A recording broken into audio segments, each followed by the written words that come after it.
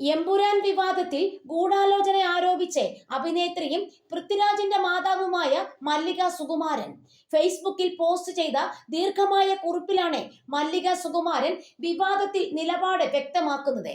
എമ്പുരാനുമായി ബന്ധപ്പെട്ട വിവാദത്തിൽ സംവിധായകൻ പൃഥ്വിരാജിനെ ഒറ്റപ്പെടുത്തി വിമർശിക്കുകയും ബലിയാടാക്കാനുള്ള ശ്രമവും നടക്കുന്നു.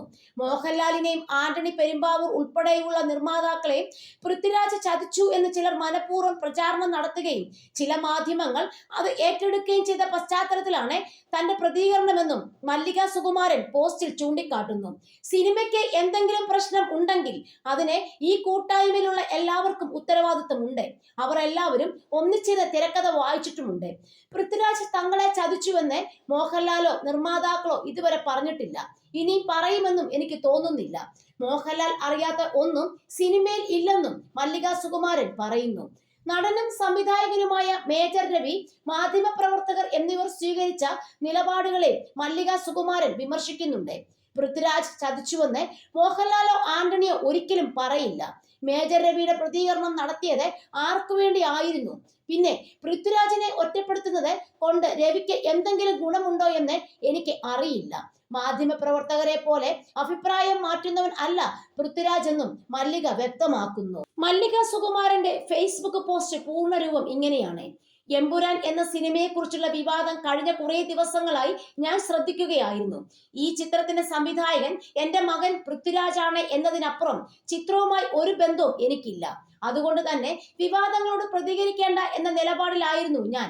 എന്നാൽ എമ്പുരാൻ എടുത്തതിലൂടെ മോഹൻലാലിനെയും ആന്റണി പെരുമ്പാവൂർ ഉൾപ്പെടെയുള്ള നിർമ്മാതാക്കളെയും പൃഥ്വിരാജ് ചതിച്ചു എന്ന് ചിലർ മനഃപൂർവ്വം പ്രചാരണം നടത്തുകയും ചില മാധ്യമങ്ങൾ അത് ഏറ്റെടുക്കുകയും ചെയ്തിരിക്കുകയാണ് ഇപ്പോൾ. ഈ സിനിമയുടെ അണിയറയിൽ എന്താണ് നടന്നതെന്ന് അറിയാവുന്ന എനിക്ക് പൃഥ്വിരാജിനെ ഒറ്റപ്പെടുത്തി ആക്രമിക്കാൻ ചിലർ ശ്രമിക്കുന്നതിൽ അങ്ങേയറ്റം വേദനയുണ്ട്. ഇത് ഒരു അമ്മയുടെ വേദനയാണ്. അത് തുറന്നു പറയുന്നതിന്റെ പേരിൽ ആരും എനിക്കെതിരെ ചന്ദ്രഹാസം ഇളക്കിയിട്ട് കാര്യമില്ല. പൃഥ്വിരാജ് തങ്ങളെ ചതിച്ചുവെന്ന് മോഹൻലാലോ നിർമ്മാതാക്കളോ ഇതുവരെ പറഞ്ഞിട്ടില്ല. ഇനി പറയുമെന്നും എനിക്ക് തോന്നുന്നില്ല. മോഹൻലാൽ എന്റെ കുഞ്ഞനുജനാണ്. കുട്ടിക്കാലം മുതൽ ലാലിനെ എനിക്കറിയാം. എന്റെ മകനെ കുറിച്ച് എത്രയോ വേദികളിൽ മോഹൻലാൽ പുകഴ്ത്തി പറഞ്ഞിരിക്കുന്നു. എന്നാൽ ലാലിന്റെയോ നിർമ്മാതാക്കളുടെയോ അറിവില്ലാതെ ചിലർ എന്റെ മകനെ ബലിയാടാക്കാൻ ശ്രമിക്കുന്നതിൽ അതീവ ദുഃഖമുണ്ട്. പൃഥ്വിരാജ് എന്ന സംവിധായകൻ ഈ പടവുമായി ബന്ധപ്പെട്ടവരെ എന്നല്ല ഒരു പടവുമായി ബന്ധപ്പെട്ട ആരെയും ചതിച്ചിട്ടില്ല, ഇനിയും ചതിക്കുകയുമില്ല. എമ്പുരാൻ എന്ന സിനിമയ്ക്ക് എന്തെങ്കിലും പ്രശ്നമുണ്ടെന്ന് നിങ്ങൾക്ക് തോന്നുന്നുണ്ടെങ്കിൽ അതിനെ ഈ കൂട്ടായ്മയിലുള്ള എല്ലാവർക്കും ഉത്തരവാദിത്തമുണ്ട്. അവർ എല്ലാവരും ഒന്നിച്ചിരുന്ന് തിരക്കഥ വായിച്ചിട്ടുണ്ട്. എടുക്കുന്ന രംഗങ്ങൾ അപ്പോൾ ഒന്നിച്ചിരുന്ന് കണ്ട് എല്ലാവരും ഓക്കെ പറഞ്ഞിട്ടുണ്ട്. എടുക്കുന്ന ഘട്ടത്തിൽ സീനുകൾ തിരുത്തണമെങ്കിൽ അതിനുവേണ്ടി എഴുത്തുകാരനായ മുരളി ഗോപി എപ്പോഴും സന്നദ്ധനാണ്. പിന്നെ എല്ലാം കഴിഞ്ഞ് സിനിമ ഇറങ്ങിയപ്പോൾ എങ്ങനെ അതിന് പൃഥ്വിരാജ് മാത്രം ഉത്തരവാദിയാകും? മാസങ്ങൾക്ക് മുൻപേ ഒരു ദിവസം ഞാൻ മകനെ വിളിക്കുമ്പോൾ അവൻ ഗുജറാത്തിൽ ഷൂട്ടിങ്ങിലായിരുന്നു. ഞാൻ തിരക്കിലാണ് അമ്മേ, ലാലേട്ടൻ വന്നിട്ടുണ്ട്. ഇതുവരെ എടുത്ത ഓരോ രംഗവും ലാലേട്ടനെ കാണിച്ചു കൊടുക്കണം, ആന്റണിയുമാർ ചർച്ച ചെയ്യണം എന്നാണ് അവൻ പറഞ്ഞത്. ഇവർ രണ്ടുപേരും അറിയാത്ത ഒരു ഷോട്ട് പോലും എമ്പുരാൻ എന്ന സിനിമയിൽ ഇല്ല എന്ന് ഞാൻ വ്യക്തമാക്കാൻ ആഗ്രഹിക്കുന്നു. മോഹൻലാലിന് അറിയാത്ത ഒരു കാര്യവും ഈ സിനിമയിൽ ഇല്ല. തങ്ങൾ ഇതൊന്നും അറിഞ്ഞിട്ടില്ലെന്ന് ഇവർ രണ്ടുപേരും പറയുകയുമില്ല.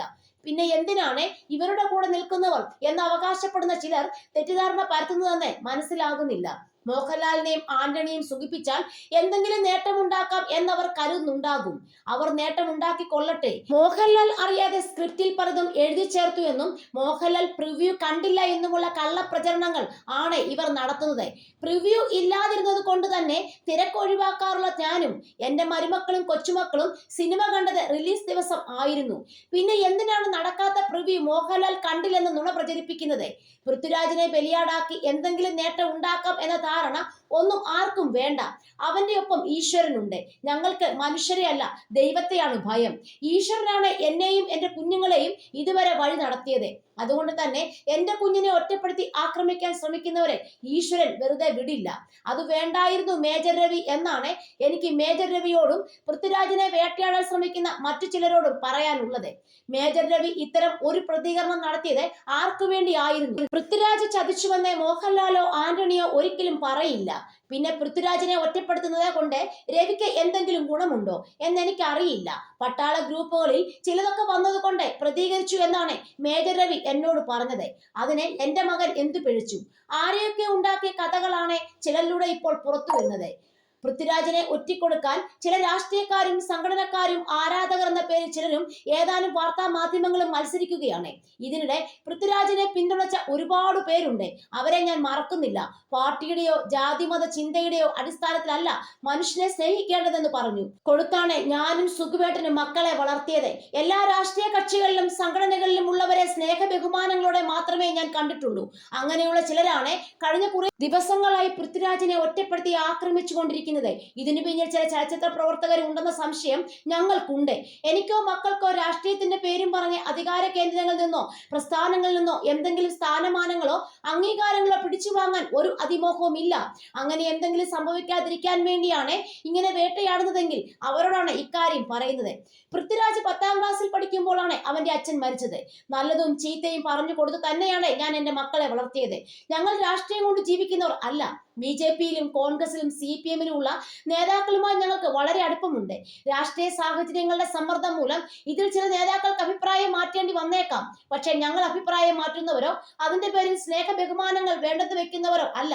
വേട്ടയാടുന്നവർക്ക് എനിക്ക് ഒന്നേ പറയാനുള്ളൂ. എന്റെ ഒരു തുള്ളി കണ്ണുനീരിന് ഒരു ജന്മം മുഴുവൻ അവർ ഈശ്വരന് മുന്നിൽ മാപ്പ് പറയേണ്ടി വരും. ചെയ്യാത്ത കുറ്റങ്ങൾ ചെയ്തുവെന്ന് ആരും പറയാൻ പാടില്ല. 70 വയസ്സ് കഴിഞ്ഞ ഒരു അമ്മ എന്ന നിലയിൽ ഞാൻ പറയുന്നത് സത്യമാണെന്ന് ഇവിടുത്തെ ജനങ്ങൾ മനസ്സിലാക്കണം.